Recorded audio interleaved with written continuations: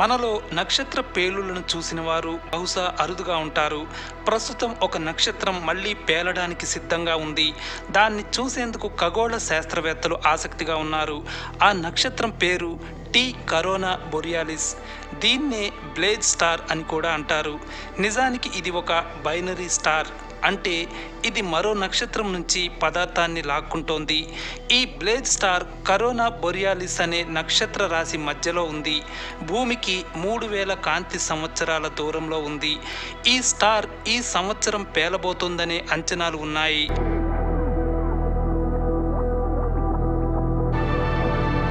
ఈ binary star సిస్టంలో ఒకటి చిన్న తెల్లని మరుగుజ్జు నక్షత్రం కాగా, మరొకటి పెద్ద రెడ్ ఆరెంజ్ కలర్లో కనిపించే మరుగుజ్జు నక్షత్రం. ఇందులో పెద్ద నక్షత్రం నుంచి పదార్థాన్ని చిన్న నక్షత్రం లాక్కుంటోంది. అందువల్ల ఈ చిన్న నక్షత్రంలో తరచూ పేలుళ్లు సంభవిస్తున్నాయి. అలాంటి ఒక పేలుడు ఈ సంవత్సరం ఉంటుందనే అంచనా ఉంది.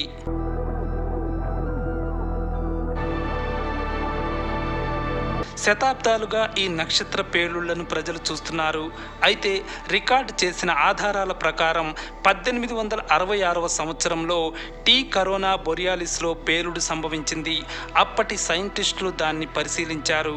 ఆ తర్వాత 1946లో బ్రిటన్ వేల్స్లో ఒక 15 ఏళ్ల విద్యార్థికి ఆకాశంలో ఏదో పేలినట్లు కాంతి కనిపించింది. దాంతో ఆ స్టూడెంట్ ఆస్ట్రానామర్ రాయల్కి లేఖ రాశాడు. ఆ లేఖను చదివిన ఖగోళ శాస్త్రవేత్తలు ఆ నక్షత్రాన్ని మళ్ళీ పరిశీలించారు. కొన్ని లెక్కలు వేసి ప్రతి 80 ఏళ్లకు ఒకసారి ఆ నక్షత్రంలో పేలుడు సంభవిస్తోందని గుర్తించారు. ఆ ప్రకారం చూస్తే 2026కి 80 సంవత్సరాలు పూర్తవుతాయి. మన ఆకాశంలో రాత్రివేళ దాదాపు 120 నక్షత్రాలు అత్యంత కాంతివంతంగా కనిపిస్తాయి. కానీ ఈ మరుగుజ్జు నక్షత్రానికి పెద్దగా కాంతి ఉండదు. అందువల్ల ఇది మామూలు కళ్ళకు కనిపించదు. కానీ పేలుడు సంభవిస్తే మాత్రం మామూలు కళ్ళకు కూడా అది కనిపిస్తుంది. అసలు పేలుడు ఎందుకు సంభవిస్తుంది అనేది గమనిస్తే, చిన్న నక్షత్రం పెద్ద నక్షత్రం నుంచి కంటిన్యూగా పదార్థాన్ని లాగుతూ ఉంది. అలా వచ్చే పదార్థం చిన్న నక్షత్రంపై విపరీతంగా ఒత్తిడి కలిగిస్తోంది. దాంతో ఓ స్థాయికి చేరాక ఇక పీడనాన్ని భరించలేక ఒక్కసారిగా పేలుడు సంభవిస్తోంది. ఇలా తరచూ పేలే నక్షత్రాల్లో మనకు దగ్గరగా ఉన్న నక్షత్రం ఇదే. ఇది పేలిన తర్వాత కొన్ని గంటల పాటు కాంతివంతంగా ఉంటుంది. నార్త్ స్టార్ అని పిలిచే పొలారిస్ రాత్రివేళ ఎంత కాంతివంతంగా ఉంటుందో అంత కాంతివంతంగా టీ కరోనా బొరియాలిస్ కూడా మారుతుంది. ఆ తర్వాత మళ్ళీ డిమ్ అయిపోతుంది. అది డిమ్ అయ్యే లోపు ఆ దృశ్యాన్ని చూడాలన్నది సైంటిస్టుల కల. మీరు ఈ నక్షత్రాన్ని లేదా పేలుడిని చూడాలి అనుకుంటే రాత్రివేళ తూర్పు వైపున ఆకాశంలో చూడాలి. అక్కడ కరోనా బొరియాలిస్ నక్షత్ర రాశి మధ్యలో ఈ స్టార్ కనిపిస్తుంది. ఈ నక్షత్ర రాశిలో 7 నక్షత్రాలు ఒక ఆర్క్ లాగా, కిరీటం లాగా ఉంటాయి.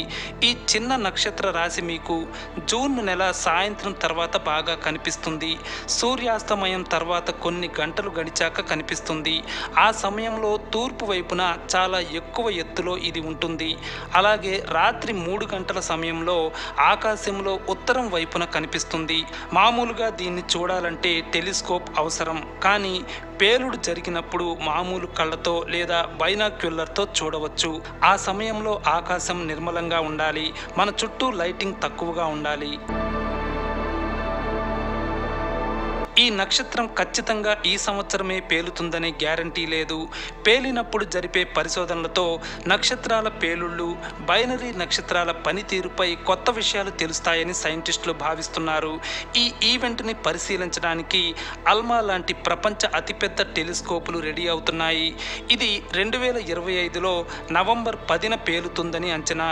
లేదంటే 2026లో జూన్ 25, లేదంటే 2027లో ఫిబ్రవరి 8న పేలుతుందని అంచనా వేశారు. 1946లో సరైన టెలిస్కోపులు లేవు, కానీ ఇప్పుడు ఉన్నాయి.